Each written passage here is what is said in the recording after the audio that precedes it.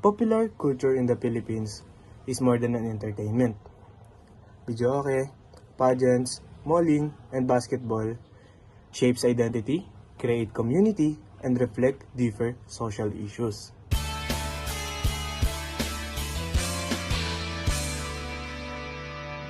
Videoke is a shared ritual, a low-cost way Filipinos connect, celebrate, and cope.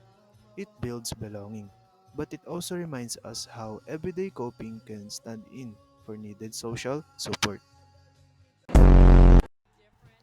Beauty pageants give visibility, jobs, and pride. At the same time, they can reproduce narrow, colonial influence, standard, and turn bodies into labor. Kung huling hininga mo na, ma-offend ka ba kung magtakip kami ng ilong? I believe, kung ito ang aking huling hininga, hindi po ako ma-open kung magtakip man kayo ng ilong.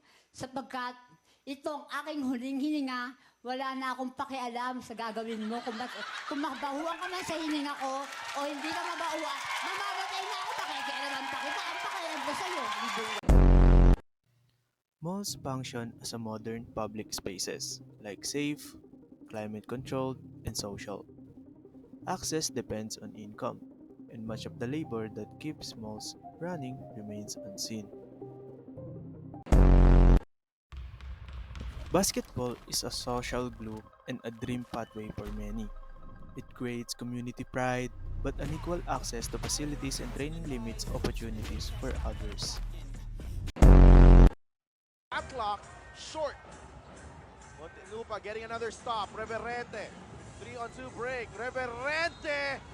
Sinasal. Across these practices, we see two things. Filipino indigenized global influence to make them local and meaningful. And popular culture hides and highlights structural inequalities.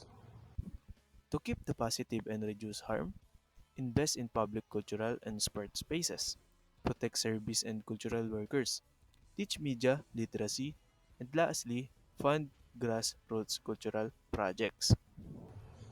Popular culture tells our stories. Let's celebrate what brings us together and work to fix what leaves people behind.